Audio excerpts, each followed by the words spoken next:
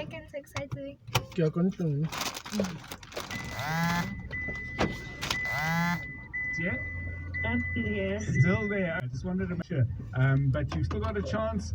3 questions left. You could come from behind Lungile. Now, both of you need to listen carefully. I'm going to play you a famous movie line. And I want you to name the title of the movie. Take a listen to this. I just want to sing in the section it down. I'm going to take it out. Eh? The train, all the day, from this day to that.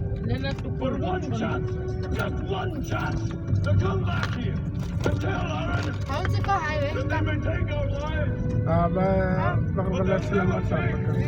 For freedom! Balik sila na kamatlabang. Braveheart is right. Arnold Manicus from Pretoria is wasting absolutely no time whatsoever. 3 questions, 3 answers correct. That gives you an unbeatable lead. And Arnold, congratulations once again. You've won 1,000 rand. You get to play again tomorrow thanks to Standard Bank Private on 702. Thank you so much, Lungile, for taking part. And if you'd like to join in, well, tune in again tomorrow for another thrilling round of Conbeat, powered by Standard Bank Private on 702. Standard Bank is an authorized FSP and registered credit provider. T's apply. That was Conbeat on 702 Drive with John Perlman. Go to 702.co.za for your chance to play and win. Powered by Standard Bank Private. It can be. 702. WhatsApp John On 072 702. 1702. Good afternoon, Bro John. Yeah, interesting topic. Yeah, my wife used to tell me that her mother, which is my mother-in-law, was very strict. When visitors come, first thing they have to do, they make sure that there's bread, and they must prepare some tea, and then the next one, they must pap and meat, so that the visitors can eat, and the visitors will never leave the home without eating again. Yeah, that's how she was, and I'm experienced that during my life as my wife. She's also doing the same thing. When people come in, and he gives them that welcome and with some food. Yeah, thanks. It's Clement in Mamelodi. Thank you. Bye. Hello, John. Those days when I was young, we were told that, it's rude to turn food down when, you're offered food when you go to visit by the host.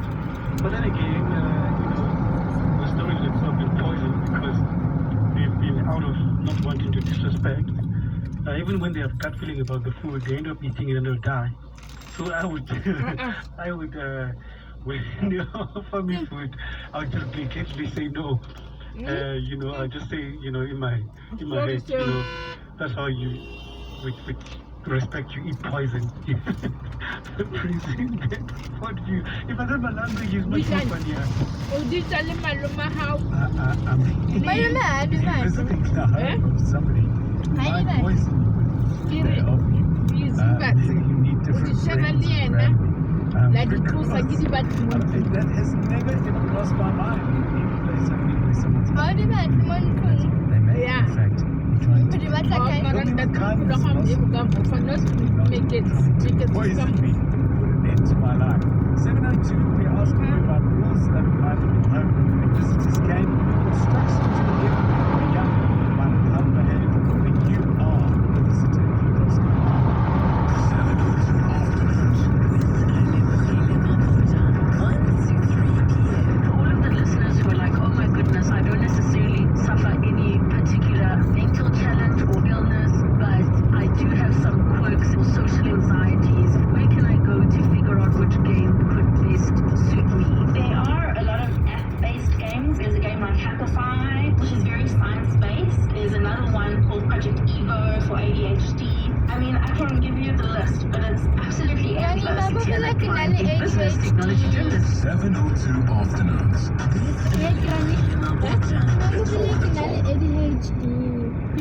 Macro is Ke turning rekile hyper 52 haholo. to Akere celebrate ke and dula going ke le bigger hyper than nna. big for the birthday. Get Ke ready na le for the Is It ADHD. Cake competition and stand a Ke chance rekile to win hyper your ke. share of Ha le na le prizes energy valued sa at feleng. 10,000 rand.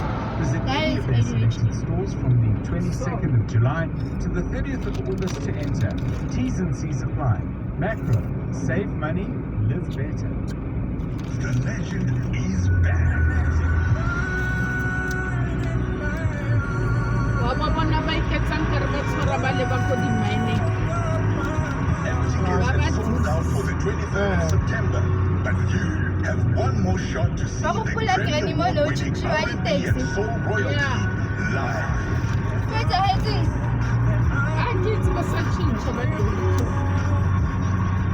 Up close and personal with Anthony Hamilton is excited to announce one more night, Sunday the 24th of September at the Sunbet Arena, Times Square. So hurry and get your tickets now from CompuTicket, ShopRite, and Checkers. And don't forget to celebrate Heritage Day by attending Up Close and Personal with Anthony Hamilton in your traditional way. Brought to you by Soulful Night in partnership with 702. When you choose Plascon, you choose strong and get your share of 10 million rand in guaranteed rewards. Spend a minimum of 1,500 rand on any Plascon products and claim your share. Plus, you'll be placed in the daily draw for the chance to win a 1,000 rand grocery voucher and the fortnight draw for the chance to win one of 7 inverters worth 10,000 rand. Competition ends 30 September. T's and C's apply. Details at pluscon.com. Eyewitness News. Ramaphosa says he's not pleased with sanctions imposed by the West and My name was indeed that's at my police station. And I was advised to check the surrounding police stations and they went to about 3. My name wasn't stay still. many glitches during voting day in Zimbabwe. Good afternoon, I'm Sviso Zulu. President Cyril Ramaphosa has hit out at the use of global financial systems as sanctions in response to global conflicts. Ramaphosa made the criticism during his address to delegates on day 2 of the BRICS summits in Sandton today. The bloc of emerging economies is meeting over 3 days to discuss plans to challenge the political economic landscape. On the agenda for the 5 leading emerging economies are talks of multilateralism, a new world order, and the expansion of the BRICS bloc. Okayam Tambo has more. Russian President Vladimir Putin is the only BRICS leader not in Sandton this week as he evades arrest by the ICC for alleged war crimes. In addition to a row over human rights violations, Russia's decision to invade Ukraine triggered a wave of economic sanctions, mostly led by the US. It's understood global tensions are also center stage as some in the BRICS bloc reiterate calls for peaceful resolutions to conflict. While President Cyril Ramaphosa has again called for diplomacy, he warns that some sanctions are a threat to the stability of the global financial system. Global economic recovery relies on predictable global payment systems and the smooth operating of banking, supply chains, trade, tourism, as well as financial flows. Ramaphosa told delegates that the bloc will continue to engage on how to help resolve global conflicts amicably. Nobukhanya Dambo, Eyewitness News at the Sandton Convention Center. Many voters in Zimbabwe have been discouraged by prolonged delays at voting stations as today marks voting day in the country. The Zimbabwe Electoral Commission says printing ballot papers has taken a while in many regions. This is a closely watched election in which President Emmerson Mnangagwa is seeking a second term after a campaign tainted by a crackdown on the opposition and fears of vote rigging and public anger over economic crisis.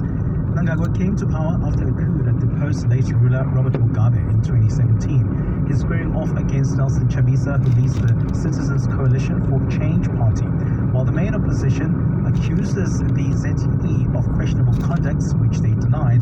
This voter claims she registered to vote but doesn't appear on the voters' roll. Today in the morning when I got to Tuiton, my name wasn't there. That's at my polling station. And I was advised to check the surrounding polling stations and I went to about 3. My name wasn't there still. And I came back to my just to be sure my name was in play as well. And there was no help. Tobias Mutengwa has more from Harare. People have not started voting in Ward 24 Highfield constituency, Harare. Local authority ballot papers have not arrived, and the constituency chief elections officer says they are waiting for the delivery of the same. Some young voters say they may not return to cast their vote as they have wasted many hours on the queues already since they came early in the morning. But the main opposition party, the Citizens Coalition for Change, earlier today held a news conference and encouraged voters not to lose hope but be patient. In another matter, CCC leader and presidential candidate Advocate Nelson Chamisa also accused ZANU-PF and its affiliate, the Forever Association Zimbabwe, for printing and distributing pamphlets allegedly from CCC telling voters not to go and vote because the elections have already been rigged in ZANU-PF's favor. Both the ruling party and FAS are denying these allegations. Tobias Mutengwa, Harare, Zimbabwe. Back home now, candidates vying to become the next public protector says ignoring recommendations of the public protector should become a criminal offence. Advocate Oliver Josi is the third candidate today to be interviewed by a parliamentary ad hoc committee. He's told the panel of MPs who would recommend the Public Protector Act be amended. Dentlinger is tracking the interviews. A former school claims director, Advocate Oliver Josie, has been a civil servant for over 30 years, specializing in forensic work at the Competition Commission, where he investigated construction cartels. Josie says it's concerning that the Public Protector's Office is taking longer to conclude investigations than it did before. He adds that it's worrying to him that remedial action from these is also not taken seriously. For me, what would be more effective is going forward is looking to amend the legislation so it becomes an offence. Very similar to the BFM, financial misconduct is an offence. Still, Josie believes the Public Protector's Office does a lot of good work, but the focus tends to be on court losses. Lindsay Dentinger, Eyewitness News, Parliament. Meanwhile, Section 194 Inquiry Chairperson Richard Janki says he welcomes any attempt to legally challenge the inquiry's final report, which recommends Mr. Mkhwana's permanent removal. The inquiry into Mkhwana's fitness to hold office concluded yesterday when it adopted its recent report, which found her guilty of incompetence and misconduct. Janki also says the year-long process has prepared wisdom to Mkhwana. Was briefing the media in Parliament today and way forward following the report's adoption. Section 194 Inquiry Chairperson Richard Janki says the inquiry was more than fair and bent over backwards to accommodate Mkhwana despite threats and intimidation from her lawyers. He says they were able to prevail despite the challenges and delays and is confident the process will be found to be improper by the courts. Well, after 8. Any other court would find in our favor because we stayed on rationality, we stayed on fairness. Janki was also part of the committee interviewing the next public protector, says the person in the position should be beyond reproach. That when you do the appointment of the public protector, cover all the bases. If you're interviewing 8 people, get the best out of them. Don't go there with a preconceived. Janki says he hopes the next meeting of the National Assembly Program Committee will find a date for the Assembly to consider and vote on the final report. Eyewitness News. Gold is trading at $1,903.79 an ounce. The rand is at 18.69 to the dollar, 23.61 to the pound, 20.21 to the euro. Brent crude oil is at $82.86 a barrel. And in the traffic, if you're traveling in the Dunkeld West area, expect heavy delays along Jan Smuts Avenue. This is between Bumpers and Eastwood Road due to a major accident seen while traveling on the M1 South. Bumper-to-bumper traffic between Houghton until you get to the double-decker section at the Newtown area due to an earlier accident. In your sport, Spain's government demands transparent and urgent probe into Rubiales' kiss. Aston Villa to play European football for the first time in 13 years. And Fleming, Bell and Foster join New Zealand's coaching staff ahead of the 2023 World Cup. A fine Thursday in store for Gauteng tomorrow. Johannesburg dropping to an overnight low of 9 degrees, peaking at 25. Pretoria 11 and 28, Vereeniging 5 and 24. The top story in Eyewitness News this hour: President Cyril Ramaphosa has hit out at the use of global financial systems as sanctions in response to global conflicts. Eyewitness news, in touch, in tune, and independent. For the latest, log on to ewn.co.za or ewn.mobi. You're with John Perlman on 702. Let's walk the talk on 92.7 and 106 FM. 702 Drive, it's 9 minutes past 4. It's, you know, I've never run an election and I've never voted in one in any other country except for here. But seriously, you know the date of the election well in advance. You know from the number of court cases, many of them around electoral procedures, that this is going to be fiercely contested and potentially disputed. So you print the ballot papers, surely, well in advance. It is extraordinary that Zimbabwe wants to walk this road again, where voting is delayed. It appears there is a balance, and we'll find out later after 5 whether this is actually correct. The delays are mostly in urban areas where the opposition historically has enjoyed support, and they're closing the polling stations at 7 o'clock. Why would you do that if, as you so confidently state before the election, that everything is under control and the governing party says we have overwhelming support? So why not do it properly? Absolutely extraordinary. If you live in Zimbabwe and you're listening to this, please call us and tell us what you're seeing. If you've got family members there or you have contact with friends in that country, tell us what you're hearing as well. It seems to happen each time. Not difficult to fix, hard work to fix, but definitely not complicated. It's 10 minutes past 4. Coming up in a moment, we have a conversation about what India has been doing to see it surge as it has economically, to become the 5th biggest economy in the world. It overtook the United Kingdom last year in September. That conversation.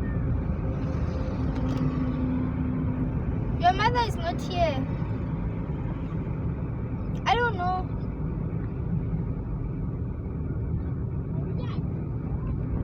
Nice.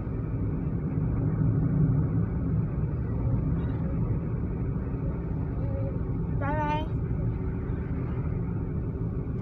Ook voor net. Hè? Ook voor net uit drop. Ik ga zo een naam please call. Maar. Dat hem gewoon.